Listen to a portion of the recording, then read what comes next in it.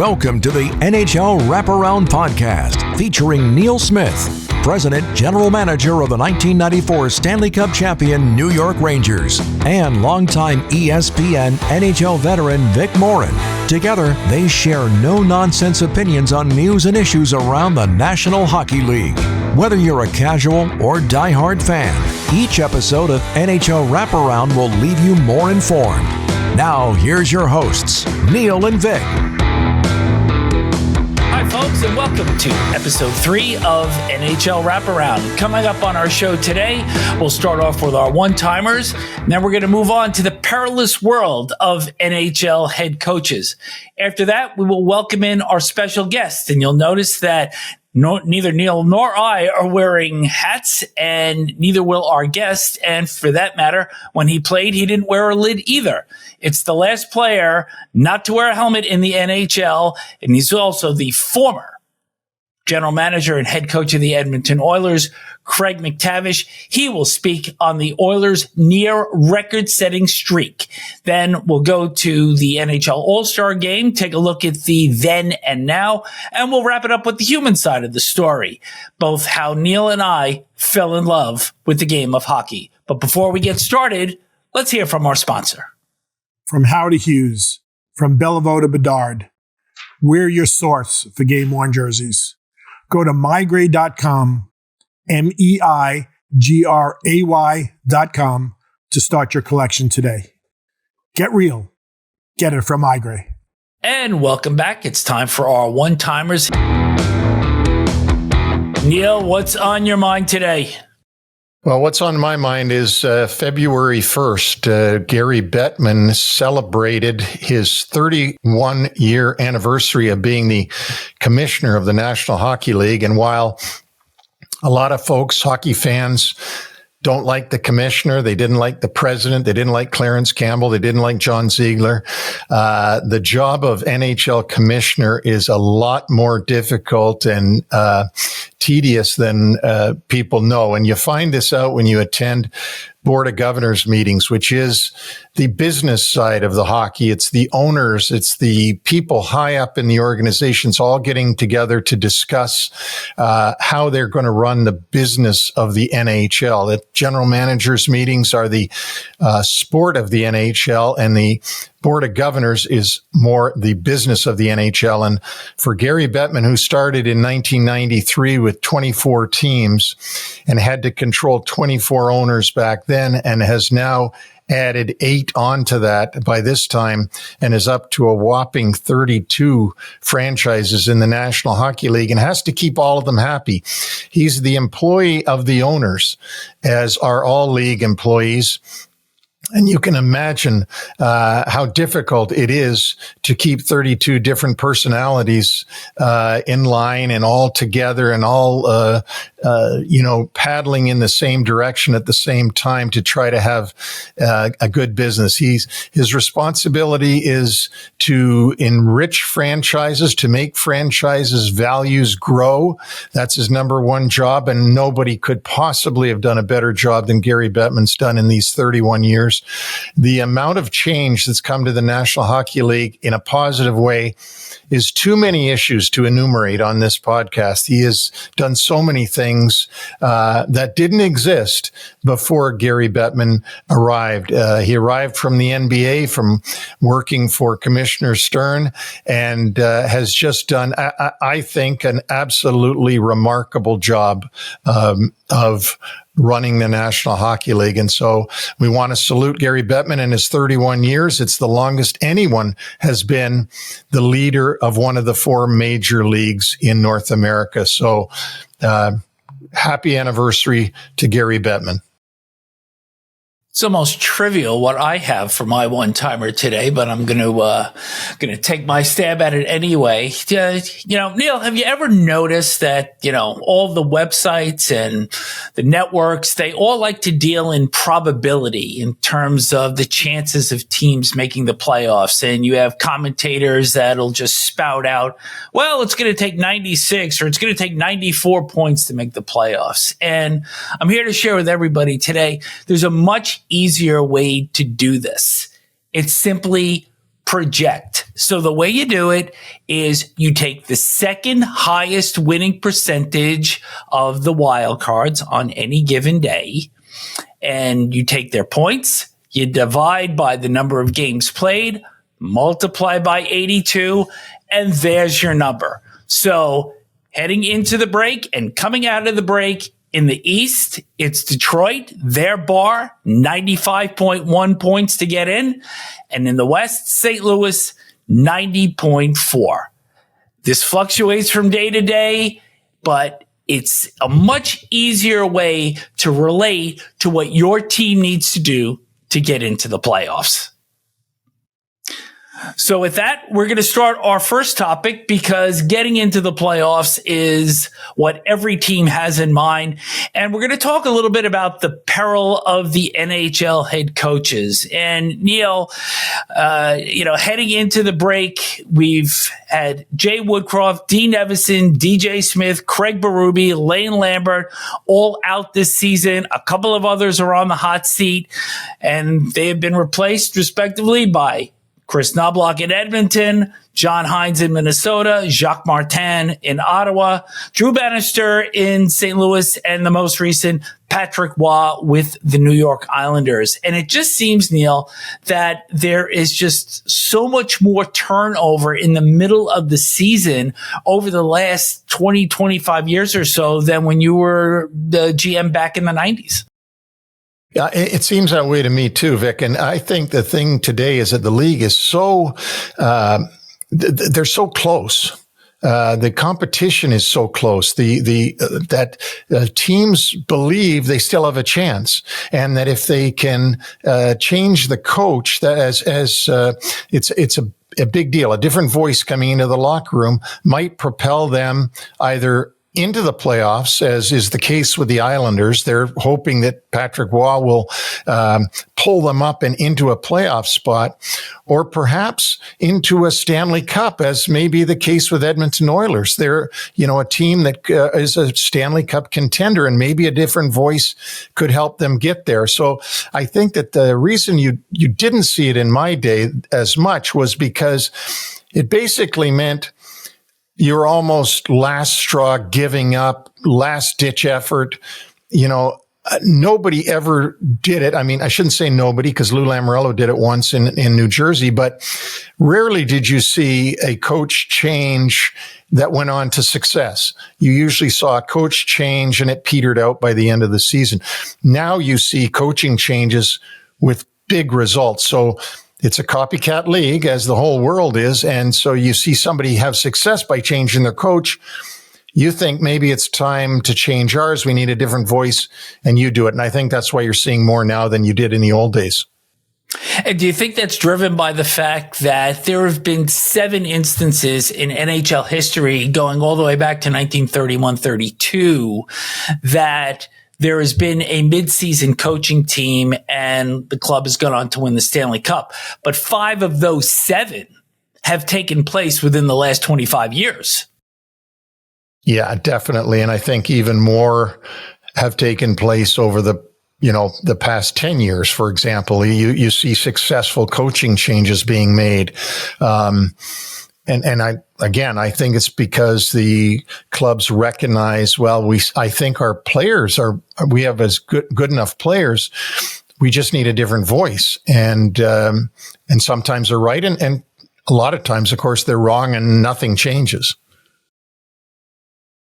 Well, to that end, you only changed coaches twice during your tenure in New York. And as a GM, does something just click in on an impulse that says, you know what, something just doesn't feel right here? Or is it something with a coach that seems to go over a longer period of time where, something doesn't feel right, and then you kind of see it more and more over time, and that's when you pull the trigger on something like this? So put us in the GM room and what your thought process was when you had to make your 2 changes. Well, you're with the team all the time, and if you're a good manager, and most are, they've got the pulse of the team going all the time, and they're watching and they're listening, and they're not in the locker room, but they're talking to everybody all the time, and they're getting feedback all the time. And you can tell when a coach is starting to lose the players. And by lose the players, what do we mean? Well, they're not listening anymore. They're not doing what he wants them to do, the way he thinks they should play the game. They don't want to play the game that way. And that leads to only one answer. If your players won't play the way the coach is coaching, you can't change all the players. So you've got to change the coach and get somebody that can adapt to the talents that you have on the team and the way they want to play. I'll give you an example. I don't think that Artemi Panarin enjoyed playing for Gerard Gallant. I like Jerry Gallant very much as a friend, but I don't think that Panarin liked his style of playing. They turn around, they let Gallant go after 200-point seasons, and Peter Laviolette comes in and Panarin is reborn. And so there's got to be something there. So you're feeling the pulse of the team as the season goes along, and it's your job to judge when the coach has lost the players. Again, you've only let 2 coaches go during your career, but I'm sure that you've talked to many other GMs that have let coaches go. There ever an instance where a coach really tries to push back at the GM to save his job, or are they generally more acceptant when they receive the message that they're being let go?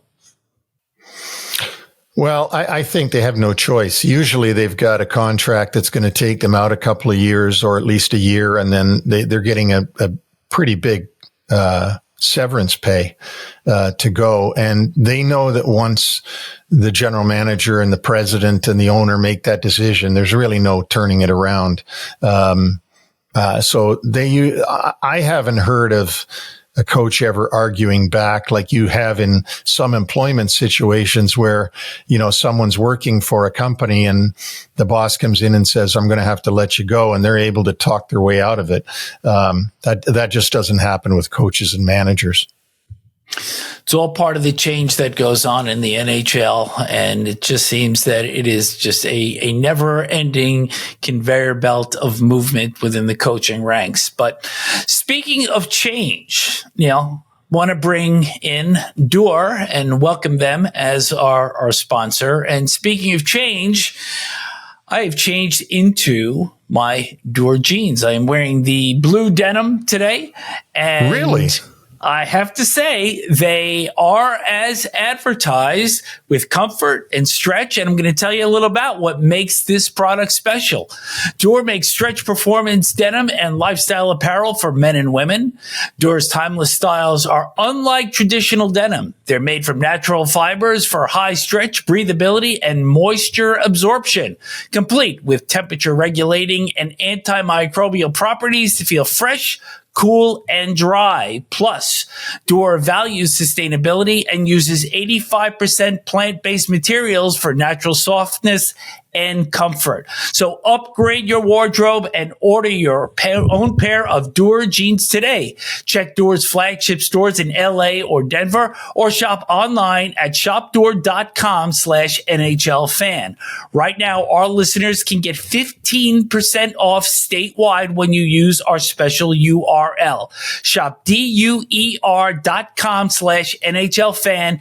This is an awesome deal, so don't wait to get your 15% off. Go now to shopdewar.com/NHL fan. And now it's my pleasure to bring in a man that I'm very familiar with, a good friend, a great hockey player in his day, a good coach, a great GM, and now a broadcaster, Craig MacTavish. Craig, if I'd ever known on the trade deadline in '94 that I'd be trading for a lifelong friend, I think I would have made the trade earlier in the season. Well, feelings mutual, Neil, that's for sure. And I remember you had a number of important acquisitions at the trade deadline, me not being one of them. But I remember you and I had a chat, and I don't know whether it was, I don't think it was when I was initially acquired, but down the road a little bit, we had a chat, and you were saying, all I remember is you were the guy that Keenan cared less about acquiring.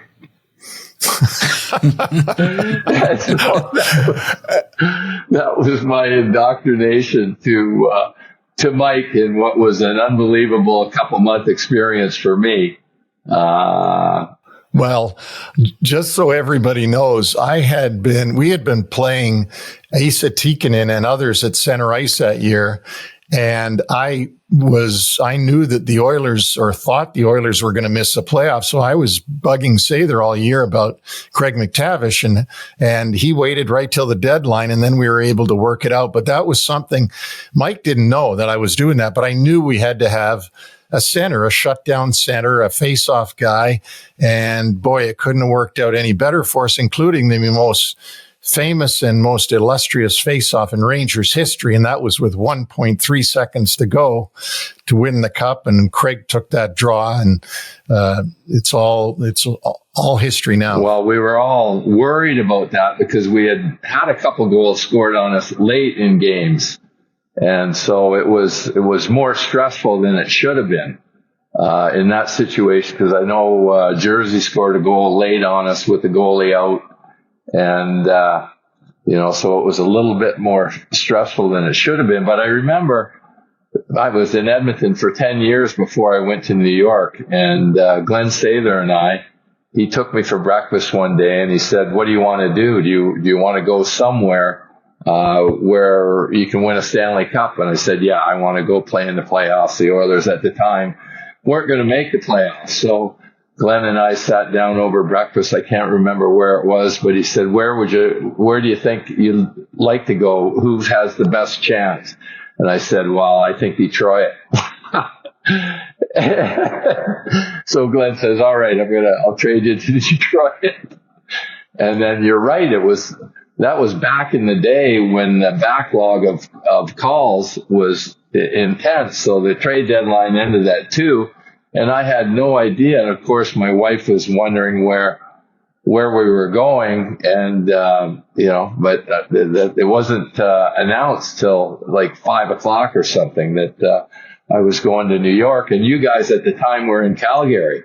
So I flew from here and then coming to Edmonton for the next game after the trade deadline. But man, what an unbelievable experience I was fortunate to be a part of. And, I was there for a short time, but it was certainly a memorable time, and you did an unbelievable job. And I'm sure a lot of those trades wouldn't have been easy for the manager at the time, bringing in more veteran guys and seeing a lot of your background to a certain degree is in scouting. And, that's the lifeblood of your organization, and you were giving up some pretty significant assets to get some aging players like myself. But man, what a great time that was. Hey, Craig, I want to move a little bit into the present somewhat, because you had a couple of other stops after New York, and you retired in 97. And of course, would be remiss in not mentioning that you were the last player in the NHL to not wear a helmet. So if you could start your career all over again and you had the choice, would you play with a helmet or not? Well, for sure. It's just peer pressure. When I started, I started on a very veteran team in Boston, and nobody really wore a helmet then. And you're right. I'm known for really 3 things in my career: the not wearing the helmet, the face off, and pulling the tongue out of Harvey the Hound in Calgary. You wrap up 17 years in a nice little bow, and that's kind of what I'm going for. But yeah, absolutely, I'd be wearing a helmet.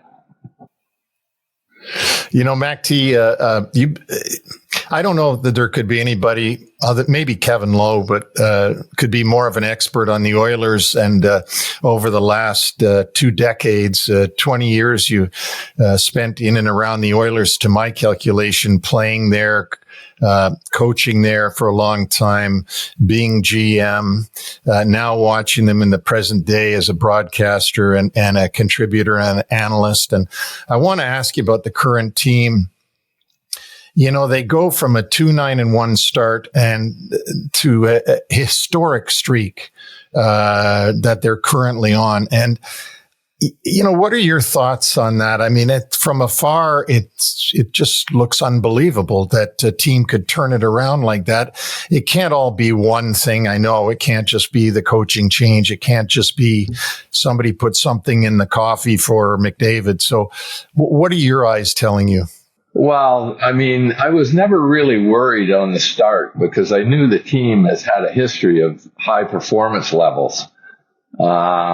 And I was disappointed to see Jay go. I mean, being a former coach, I'm never a real advocate of coaching changes. I mean, I know sometimes they're necessary, but it gives everybody a fresh start, I think, and the mentality changes a little bit. You can't win hockey games by trying not to lose. And unfortunately, that can be the mentality that the team takes on when your expectation is high and your performance is low.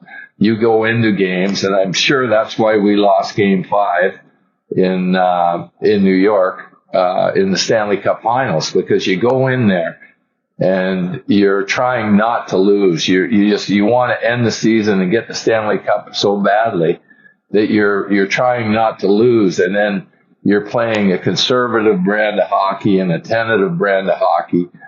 And then when you get a coaching change, it rejigs the mentality, I think. All of a sudden, you're not 2-9 and whatever it was. You're starting fresh, and not just from a record perspective, but from a player perspective, too. You start with a fresh sheet, and it eliminates a lot of negative thoughts and negative baggage going into the next game. And, I mean, it definitely did that. I think what could go wrong did go wrong in the early phases of the Oilers run. The goaltending was off. Connor was coming off an injury, and Leon was a little bit off.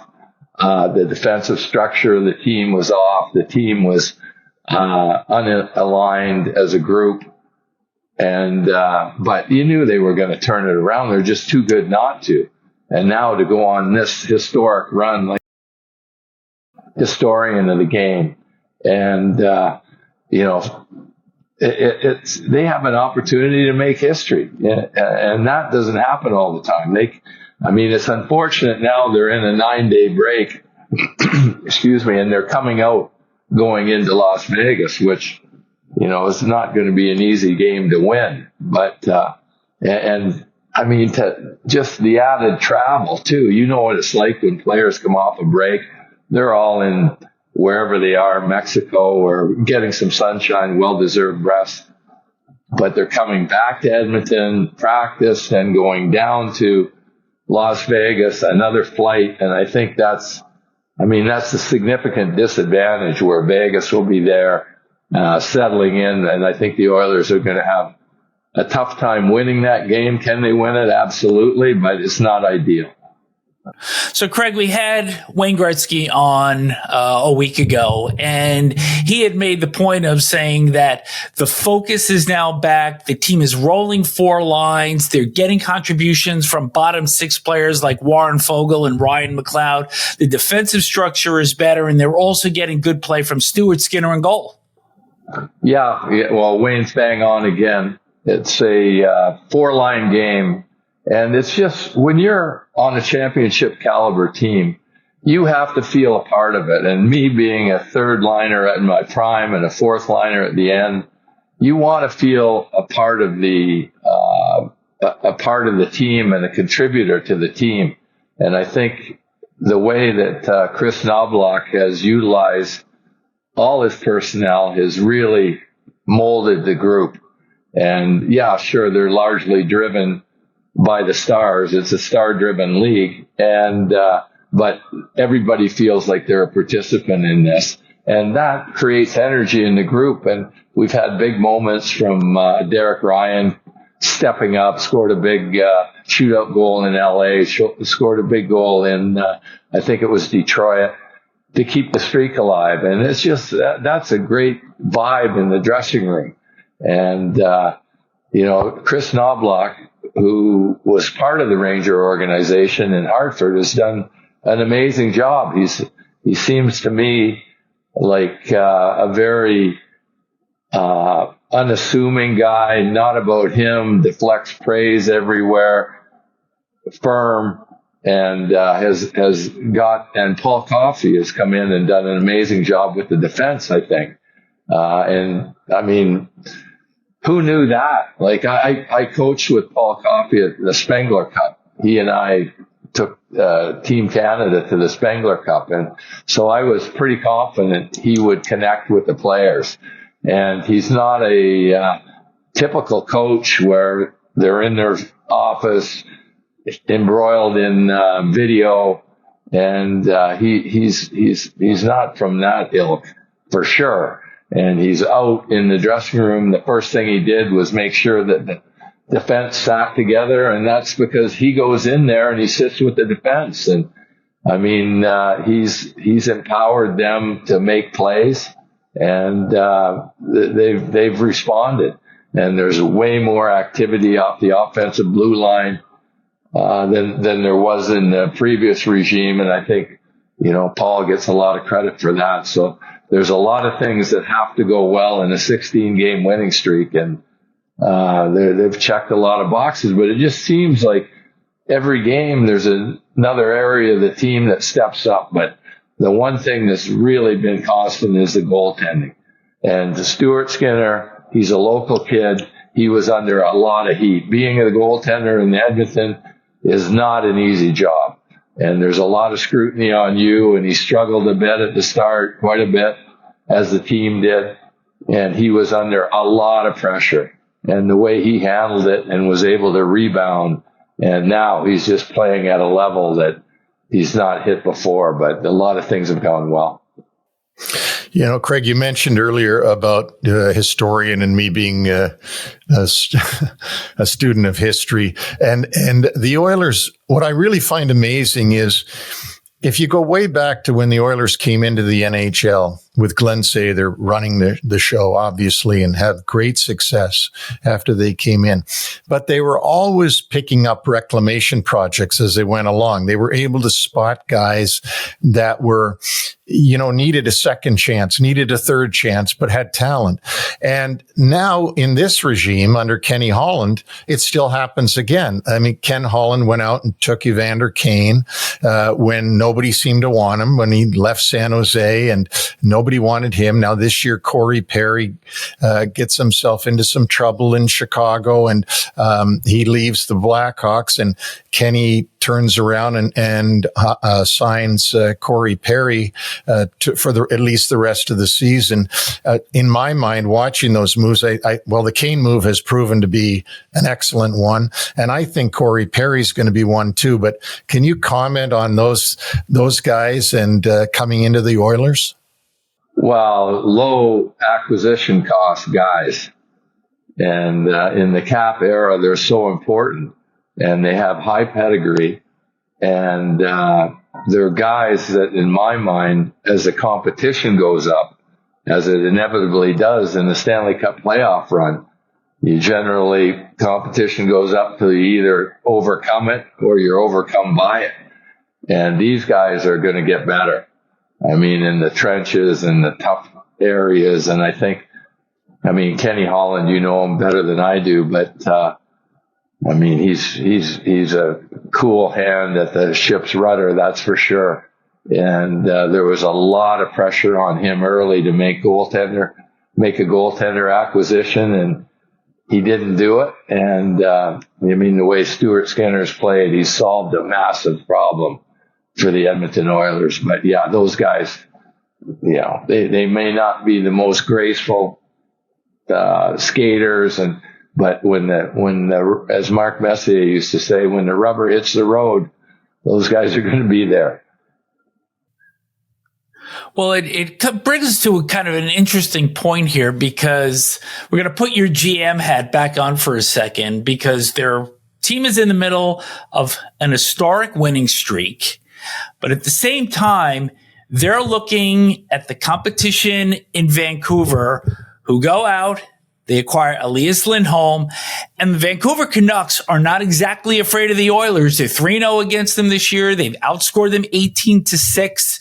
So where does that leave Kenny Holland? Do you look at your streak? Do you react to what your potential roadblock to the Stanley Cup final may be? Do you make a move or not? What's your impulse? Well, I was a big advocate of obtaining Lindholm. I mean, I thought he was a perfect fit. I knew somebody was going to get him, and I feared that Vancouver or Colorado would get him. What was what'd they get for him? There were 5 properties, including Kuzmenko from the Canucks. There are draft picks that are involved. First round all draft told, choices. 5 properties. Yeah. There was a first round draft choice and in there, and I think a conditional. I think, Vic, there was a draft pick that can move up if the Canucks get to the Western Conference Final. So it goes from like a 4th to a 3rd or something like that. Well, I always found, and I didn't do the job for long, but I always found Jimmy Rutherford was a very, very aggressive GM. And he's not. I traded David Perron to Pittsburgh when he was there for a first-round draft choice that nobody was really offering me at the time. He knows what he wants. And I mean, Vancouver is. You watch them play. They're as good a team as there is in the league, and maybe in my estimation, the strongest right now. And the amazing job that Rick Tockett's done with that group. And you watch them play, they finish every check. They're aggressive on the forecheck. They've got significant skill. That Quinn Hughes is an unbelievable catalyst on the back end. And Jimmy Rutherford, he's an aggressive general manager, and he plucked what I think is maybe the biggest get that's going to be out there for the trade deadline. Kenny, I just want to jump in quickly. Does Kenny have to react to that? Yeah, I think it significantly improves Vancouver's ability to beat Edmonton, and I'm sure. I mean, whether Calgary would deal with Edmonton is another story. I mean, Zadorov went from Calgary to Vancouver, so they have a little bit of a history of doing deals. I don't know what the particulars were, but Edmonton needs. I think they need some bolstering, some improvement. I don't think they can win the cup with what they have right now. They need. I love Derek Ryan. He's done a great job, but when you're down to the last, 7 or 8 teams, you're going to be facing elite competition and big, strong centermen. And I think we need to improve in that area to win it. Craig, one thing that I know you and I have talked about in the past about championship teams, and that is the expectation that's put on a team. But when the playoffs show up, sometimes that adversity that you face, every team faces during the playoffs, completely throws them off. No better example than Boston last year when they lost to Florida in the first round after being up 3-1. My take on that is that Boston had not faced much adversity all season and didn't know how to handle it when the Panthers threw some at them. How about your guys in Edmonton? They've faced a lot of adversity at the beginning of the season. Will that pay dividends for them when the adversity starts in the playoffs? I think so. And adversity the last couple of years, they lost to Colorado 2 years ago, eventual Stanley Cup winner. They lost to Vegas last year. And there's a maturity that goes, and there's the best lessons learned are the ones most painful. And, when you watch McDavid now, the way that he plays the game, it's a completely different animal than it was last year or the year before. I mean, he's figured it out in a big way on how he can best support and help the team. And game in and game out, he's our most competitive player. And, I mean, he's in every battle, and he's not making friends out there, which we're kind of in a friendly era. And, he's going into the tough areas of the game. And when you're on the bench watching that, it can't help but inspire you as a teammate of his, and you better get in the battle. And, NHL playoff hockey is all about winning battles, and that's the nature of NHL playoff hockey, that, the competition keeps getting stronger and stronger, and you either get better and overcome it, or you get beat. And, the team that's going to win the Stanley Cup this year is going to have to elevate their game because of the level of the competition. And, Edmonton has that capability, but to Vic's point, it's been a significant add for Vancouver. Okay, Craig, I just want to say thanks for being here. Vic and I really appreciate it. I'm always amazed at your knowledge of the game, and I really appreciate speaking to you. I always have. We've spent a lot of time just talking, you and I, but your knowledge of both playing the game, coaching the game, managing the game, I just find really enlightening, and I appreciate you coming on with us. Well, we didn't even get into Dallas. And the Kennedy assassination, where, when I was coaching, when Neil hired me to come to New York after I was done playing to start coaching, we'd go to Dallas, and Neil had, much like Glenn Sather, like they both had many interests outside of the game of hockey. And Glenn was a hunter, and he fished, and he snowmobiled, and he had a lot of outside interests, as Neil did. And we would always go into Dallas, and we'd go to the repository where Lee Harvey Oswald assassinated John F. Kennedy, and Neil would tell everybody all the infinite details there, which was incredibly interesting. And he could do the tour himself, and we had a lot of laughs with Neil and a lot of fun with him along the way.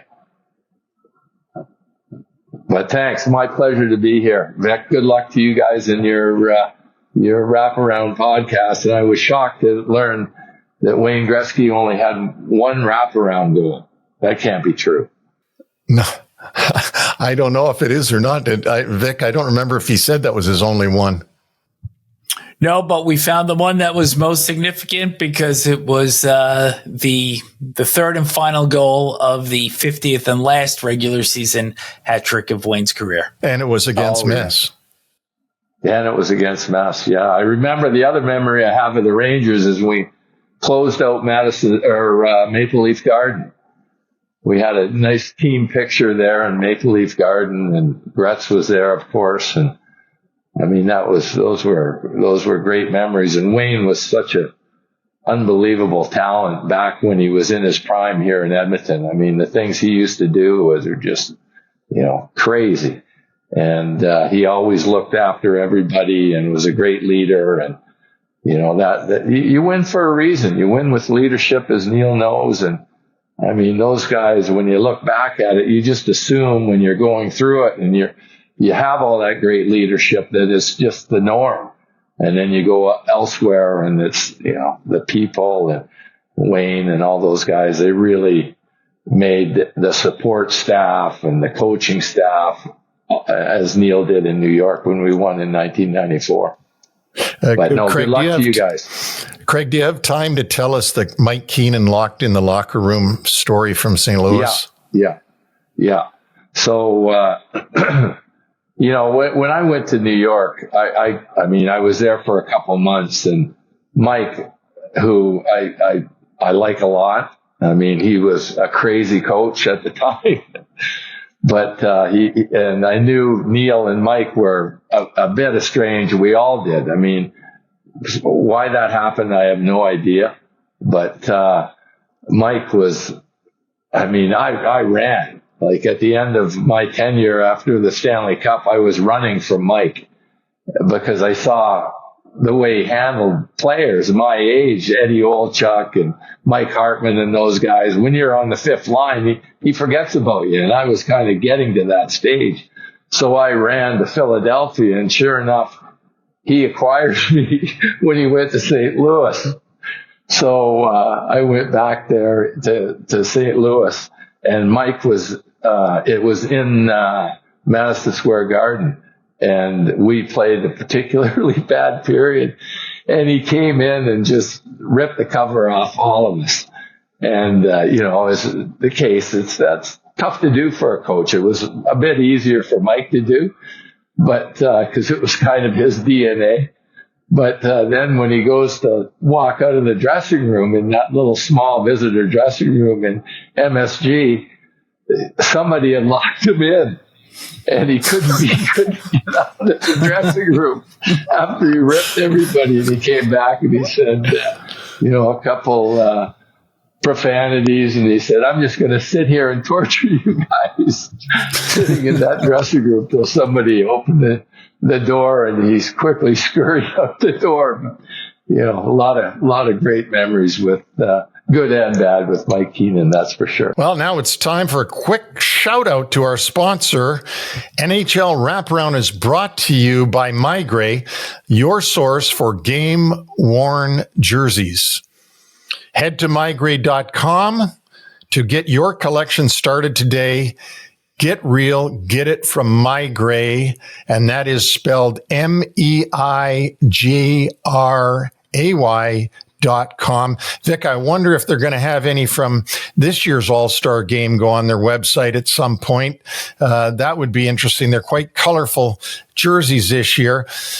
But you know what I wonder even more? I wonder if Barry Meisel has any of the 1947 All-Star jerseys, the first time there was an All-Star Game ever back at Maple Leaf Gardens when the defending Stanley Cup champions of 1947, the Toronto Maple Leafs, took on another team made up of all the best players from the other five original six teams. Well, there are some fascinating stories that go along with that. And, much like much different from the All-Star Games of today, which are basically skating and no-hitting and it's all skill.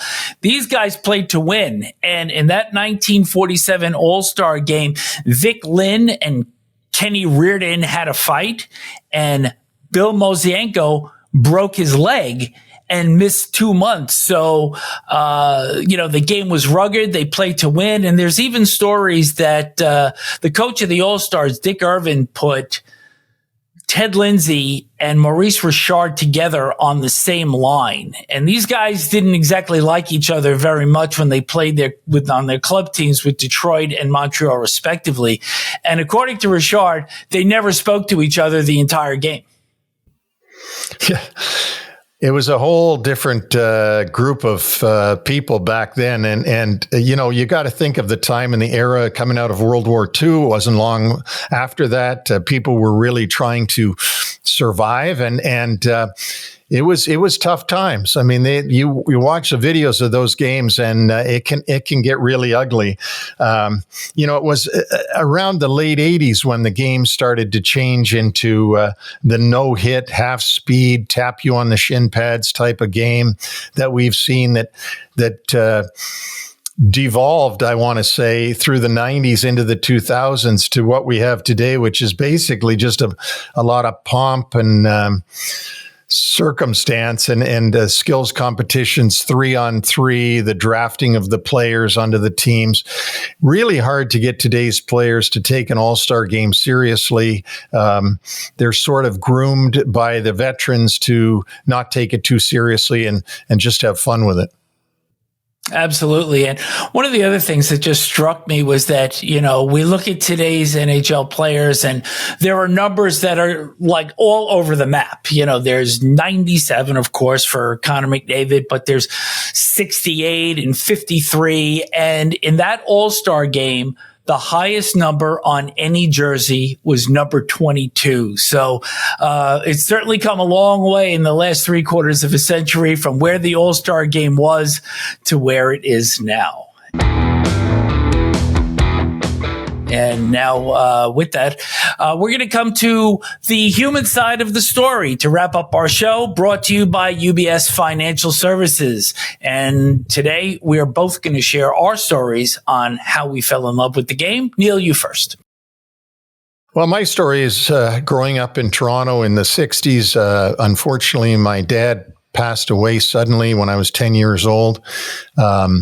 I used to watch the Hockey Night in Canada games with my mom while my dad would be playing piano out in a band on Saturday nights. The game started at 9:00, and my mom used to tell people how little Neil, he loves to watch the hockey games with me. So when my dad passed away and I clung on to my mom for dear life, losing one parent, I was going to do anything that would make my mom happy. So I started to play hockey myself as a little kid. And, my mom and I had that rapport about hockey forever. She had played hockey in the 30s and my grandfather was a hockey coach, having immigrated from England.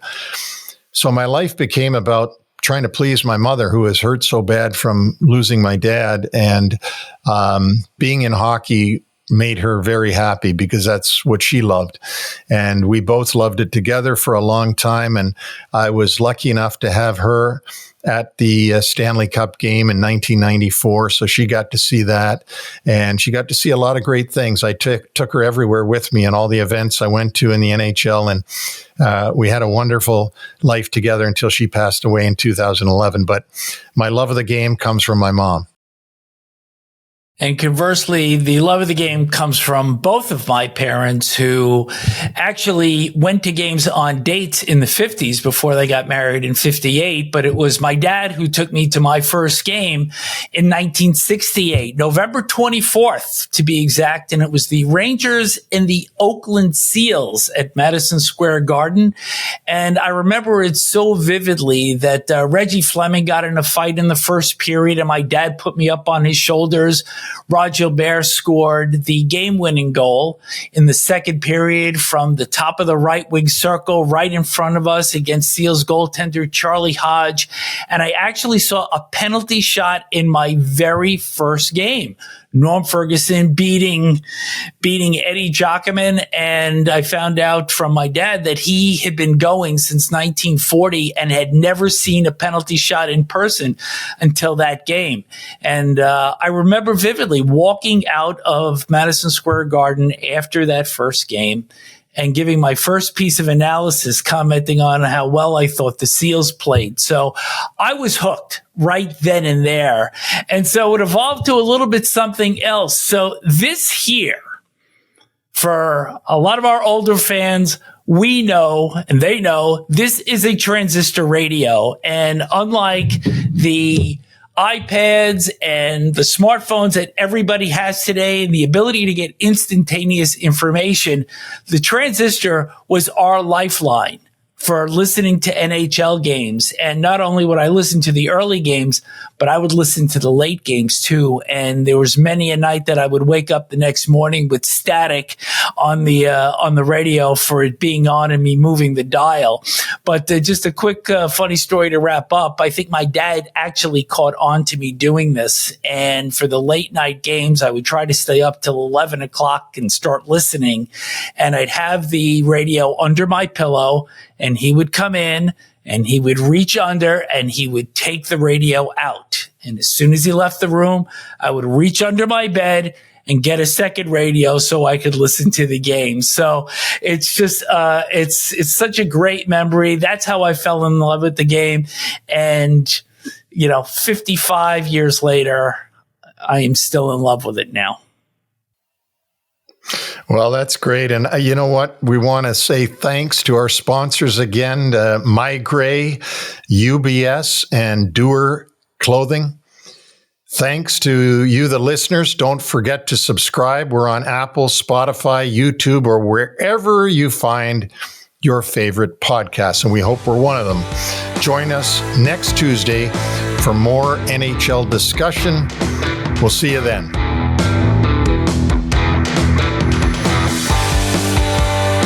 Thanks for joining us on the NHL Wraparound podcast. Don't forget to subscribe to stay up to date on all the NHL action.